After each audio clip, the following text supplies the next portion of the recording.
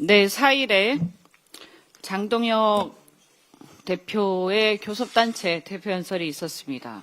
비전 없는 남 탓과 정치 공세로 일관하면서 매우 지루하게 하시는 것을 많은 의원님들이 들었을 텐데, 이런 식으로 내란에 대한 반성은 한마디도 하지 않고 야당 탄압 프레임, 근데 탄압이 진짜 있는지도 모르겠습니다만 그런 식으로 적반하장식으로 얘기를 하면서 현 정부의 성과를 계속해서 폄훼하는 것으로 일관된 그런 연설이었습니다. 참으로 유감스럽습니다.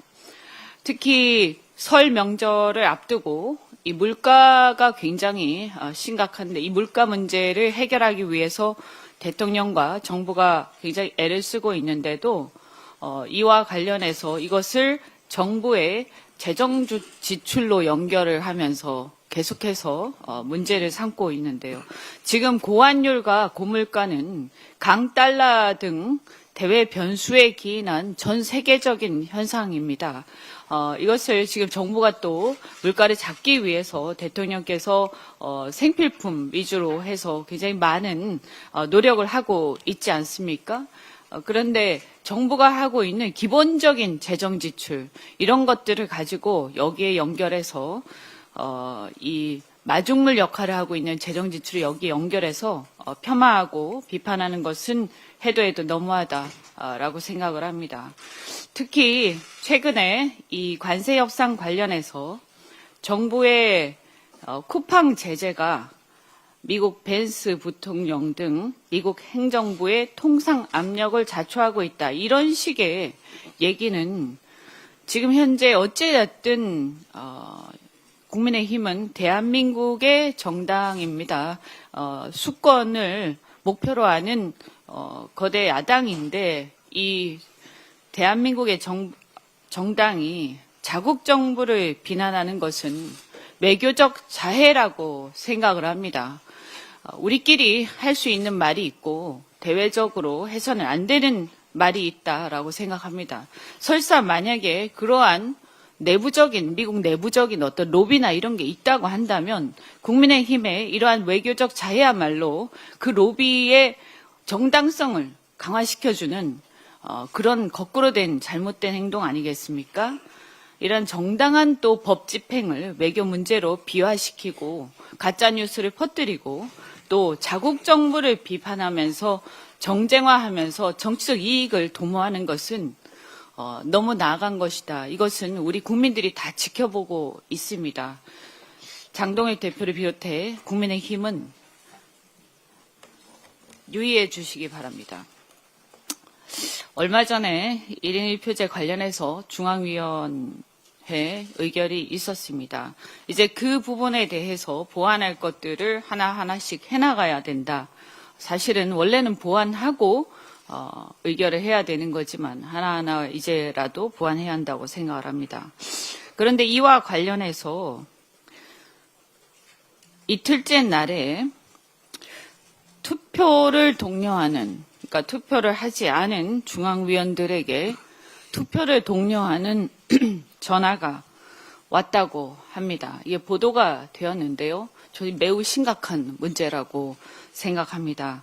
이게 도대체 누가 이런 전화를 했으며, 이게 이틀째 날에 투표하지 않은 중앙위원들에게 전화가 왔다라는 것은 이게 사실은 제적 과반수가 의결 정족수기 때문에 투표를 했냐 안 했냐라는 것도 굉장히 중요한 의사 표시입니다. 사실상 투표를 안 함으로써 여기에 대한 거부 의사를 표시할 수도 있는 것이고요. 그래서 이것은 단순한 투표율의 문제가 아니라 누가 투표를 안 했는가를 알고 이렇게 전화를 했다라고 한다면 이것은 매우 심각한 문제라고 생각합니다. 저는 이 부분에 대해서 조사가 필요하다라고 생각하고, 정당 민주주의를 정면으로 위반하는 매우 심각한 행위에 대해서 책임을 물어야 한다고 생각합니다. 특히 이것은 그냥 단순히 우리 당의 당원 당규나 이런 문제가 아닙니다. 이것은 대한민국의 헌법상 비밀투표의 원칙에 대한 얘기이고요. 그리고 정당법 위반입니다. 어떻게 이런 일이 일어날 수가 있습니까? 그냥 단순히 당헌당규 차원의 문제가 아닙니다. 우리가 헌법 질서를 지키기 위해서 지난 12.3부터 얼마나 많은 노력을 해왔습니까? 이것은 있을 수 없는 일이기 때문에 정말 심각하게 보고 이 부분에 대해서 살펴봐야 된다라고 말씀드립니다. 합당과 관련해서 계속해서 여러 논란들이 있습니다. 당대표께서는 이 합당의 명분과 관련해서 지방선거 승리를 위해서 필요하다고 하십니다. 지난주부터 해서 굉장히 그 신뢰받는 갤럽과 MBS 등 여론조사들이 나왔습니다. 한번 보겠습니다. 혹시 틀어줄 수 있나요? 네. 최근 그 MBS 여론조사를 보면 이 대통령의 국정운영 평가 매우 높습니다. 지지가 자그마치 63%에 달합니다.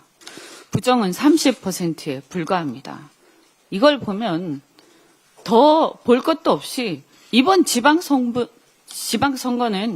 이재명 대통령의 국정에 대한 지지, 뒷받침 이걸로 선거하면 필승카드입니다. 자, 그런데 왜 지금 선거 앞두고 자꾸 별로 크게 홍하지도 않고 당내에 엄청난 분란이 있고 반대가 있는 이런 합당을 계속해서 우기는 겁니까? 그러니까 자꾸 이상한 의심들이 나오는 겁니다. 합리적으로 설명이 안 되니까요. 한번 보겠습니다. 민주당과 조국당의 합당에 대한 국민들의 인식을 한번 보겠습니다. 선거에 이기기 위해서 한다고 하니까 이걸 봐야 됩니다. 하나는 한국갤럽이고 하나는 이번 주에 나온 MBS입니다. 갤럽의 여론조사 결과를 보면 40%가 반대한다. 28%가 찬성한다. 반대 훨씬 높습니다.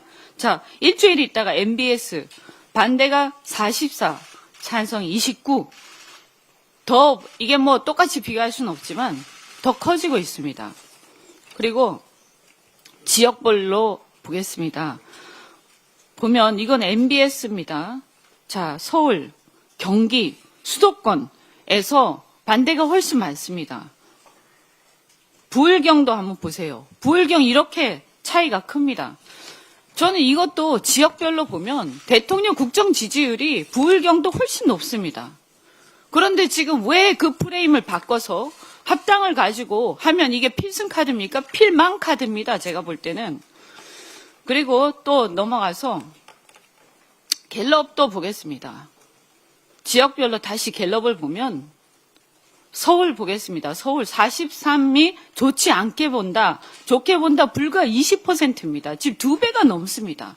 그럼 이렇게 좋지 않게 보는 서울의 유권자들이 이 합당으로 난리치고 또 합당으로 막 실무 협의하고 합당으로 공천 싸움하고 합당으로 지도부 구성이 돼서 합당으로 선거를 치르면 이게 어떻게 되겠습니까? 이게 안 좋게 보는 유권자들이 좋은 영향을 그들에게 주겠습니까? 인천, 경기도 마찬가지고요. 다 우리가 또 중요하게 생각한 전략지역으로 생각하는 부울경 보겠습니다. 44가 반대, 22가 찬성. 2배가 넘게 지금 이렇습니다. 제가 이런 상황에서 이게 무슨 지방선거 필승카드냐.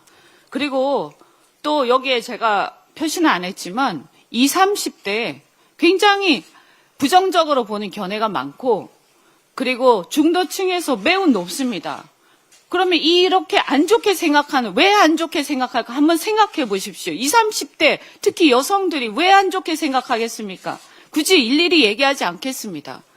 그러면 대다수의 국민들, 중도층, 우리가 전략적으로 생각하는 지역, 또 굉장히 중요하게 생각하는 서울과 수도권, 여기에서 대다수의 유권자들이 안 좋게 생각하는데 우리가 그것도 당에서 다 박수치면서 전부 다 막 환호하면서 하는 것도 아니고 반대가 이렇게 많은데 왜 이것을 막 억지로 강행을 해가지고 한다면 어떤 결과가 좋은 결과가 나오겠습니까? 대통령을 지지하고 국정 지지하는 중도층 대부분이 지금 지지합니다.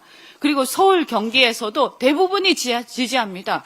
이 사람들 중에서 지지하는 사람들 중에서 이걸 부정적으로 생각하는 사람들의 표심에 좋은 영향을 미치겠습니까? 나쁜 영향을 미치겠습니까? 그러면 조국당이 전체적으로 2, 3%, 수도권에서는 한 1% 내외에 불과한 지지율인데 지금 대통령 지지율이 이렇게 높은데 이게 어떤 변수가 굳이 되겠습니까? 긍정적으로 아무리 보려고 해도 전혀 있지 않습니다. 다시 한번 말씀드리지만 합당이라는 거는 우리가 다 박수치고 환호하고 예전에 그 안철수, 김한길 그때 합당할 때 어떻게 했습니까? 그때는 민주당이 굉장히 어려웠고 안철수 지지율이 굉장히 높았습니다. 그래서 사실은 이해관계가 안 맞는 사람들조차도 다 어쩔 수 없이 환영하면서 박수치면서 했어요. 그런데도 실무적으로 들어가니까 또 싸우고 지분 싸움하고 공천 싸움하고 하다가 결국에는 폭망했습니다. 참패해서 결국에는 지도부가 다 물러나는 상황이 왔습니다. 그런데도 불구하고 이번에 이 합당은 그 정도도 안 된다 이 말입니다. 1%, 2%, 3%하고 지금 60%의 대통령 지지를 갖고 있는 우리 집권 여당이 막 흔들리면서 지금 이런 풍비박산 지금 이런 상황이 오는 게 무슨 일입니까? 저는 그래서 다 박수 치면서 추진해도 실무 단계에서 잡음이 끊이지 않는 합당인데 지금 이런 상황에서는 할 수가 없다. 그리고 당장 이것을 그만두고 이제 우리는 우리 선거하고 대통령의 국정을 뒷받침하는데 집중을 해야 됩니다. 빨리 이것을 접고 나중에 선거 끝나고 생각하든지 저는 솔직히 말씀드리면 개인적으로는 정치개혁론자입니다. 이런 당이 왼쪽에 있기 때문에 우리 왼쪽에 있기 때문에 우리가 중도 실용이 부각이 되는 거고 그리고 때때로 우리가 연대하고 협력하면서 잘 가는 거 아닙니까? 이때까지 잘 갔어요. 그런데 이러다가 양당도 굉장히 사이가 나빠지게 생겼어요. 이제 당장 그만하고 우리가 할 일에 집중합시다. 대미투자특별법 아까 원내대표 말씀하시지 않았습니까? 우리가 할 일에 집중하고 대통령 국정 뒷받침하는 데 집중하기를 바랍니다. 이상입니다. 네, 다음으로 황명성 최고위원의 발언이 있겠습니다.